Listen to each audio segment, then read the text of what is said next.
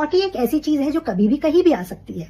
मुझे भी आ गई थी एयरपोर्ट पर। लकीली मैं बोर्डिंग गेट पर बैठी थी और फ्लाइट बोर्ड होने बहुत टाइम था और टॉयलेट जस्ट यही लग कर थी।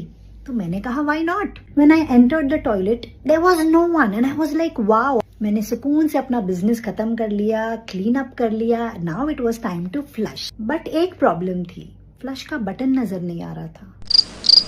मैंने पैनिक नहीं किया, दुबई में रही हूँ यार, ऑटोमेशन में हम इतना आगे, हाथ दिखाना होगा वो खुद फ्लश हो जाएगा।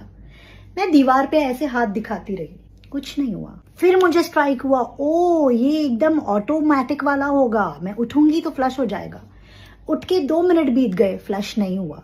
अब मैंने पैनिक करना शुरू कर दिया था। डस्टबिन के पीछे, साइड की दीवार, पॉट के नीचे, हर जगह मैंने देख लिया था, कोई बटन नहीं था। धीरे धीरे मुझे लग रहा था मैं रोने वाली हूँ। अब मुझे एंग्जाइटी शुरू हो गई थी क्योंकि टॉयलेट भर गया था।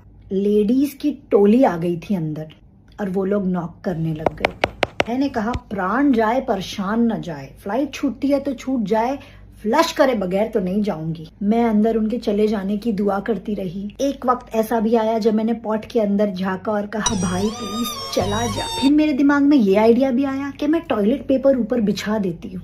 कुछ देर बाद टॉयलेट में फिर से सन्नाटा छा गया। मैं समझ गई सब चले गए।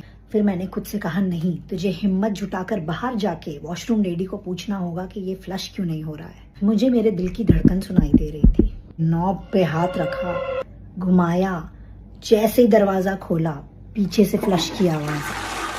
फ्लश का बटन दरवाजे से अटैच था, दरवाजे से।